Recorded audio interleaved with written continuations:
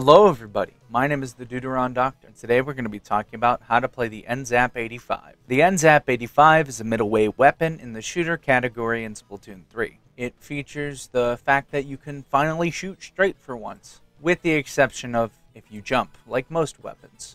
It has a decent amount of ink consumption, it has a decent amount of ink efficiency for its main, while its sub kind of lacks in ink efficiency due to it being a suction cup. It has decent movement speed and decent damage, and its kit makes it more of a supporting weapon despite the fact it looks to be a main fighting weapon.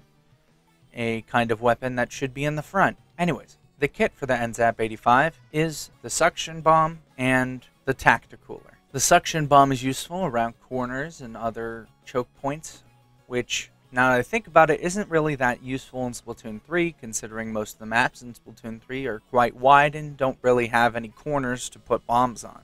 However, there are some niche uses for them, whether it be killing somebody that's super jumping, getting somebody after they're swimming up from a lower platform, or dealing with snipers, making them reposition by throwing a bomb at them.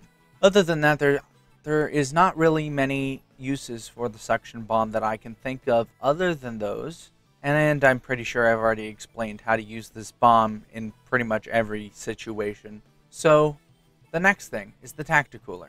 The tacticooler I've also gone over, so if you want some tips on how to use tacticooler, again, go watch my previous videos. Anyways, tacticooler can be placed down near your team to give them a boost of speed, ink efficiency, and I believe quick respawn. There might be others, but I'm pretty sure it's that. It can also be used as a form of protection against your enemies. If you need a wall to get in between you and the other person, you can do that. However, they can, as far as I'm aware, pass through it if they are like dualies or whatever. Well, they could pass through it no matter what if they swim under, but they can more easily pass around it if they have something that lets them move fast in general, like dualies or a brush. Generally, it is a very supportive kit, despite the fact that I think the weapon is more suited to be a killing weapon than a supportive weapon. Now then again, there was a meta in Splatoon 2 where it definitely was a supporting weapon. So I'm not saying that you're wrong if you play it like a supporting weapon. I'm just saying that the fact that it has a straight fire rate and it has a very decent time to kill should lend it to a support, should lend it to less of a support weapon and more of an attacking weapon. However, again, I do not know the game as well as experts that are in, professional tournaments. I'm just an S+ player. Anyways, other than that, I don't think there's much else to talk about for the N-Zap other than recommended abilities, but the recommended abilities I really could only give is run speed up, swim speed up, quick respawn, and ink resistance. I can't really give any other recommendations out just because it doesn't really struggle with much else. It doesn't struggle with ink efficiency. It doesn't even struggle with movement, actually. The movement's pretty fast when you're shooting even. It's just, you might as well have more so it's harder to hit you. And quick respawn just because you'd be a frontline weapon if you play it like that. And even if you're supporting playstyle on the weapon, you're going to be able to get back faster if you have quick respawn.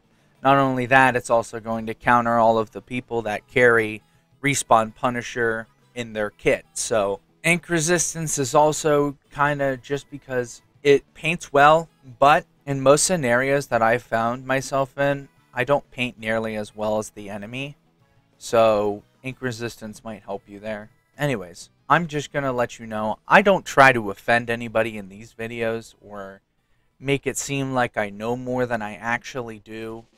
I just analyze the game, I study the game, and I think I know how the game works. I might not be 100% correct. I know that I don't know everything, because I see a lot of people on the channel, when I make these types of videos, say, oh, well, you're wrong, that's not how you use the weapon, you use it this way, oh, you use it that way. Well, yeah, you can use a weapon multiple different ways. It's not saying that your way is wrong or my way is wrong, it's just saying that our ways are different. So please, if I may ask for the last time, please stop complaining that I don't know what I'm talking about in the comments. Just because it is different than what you think does not mean it's wrong. It means it's a different perspective. You have to remember, I'm coming at this from somebody who used to play Splatoon a lot and knew the inner mechanics very well, to somebody who has played mostly Overwatch in recent times and is using that information as well as my past Splatoon information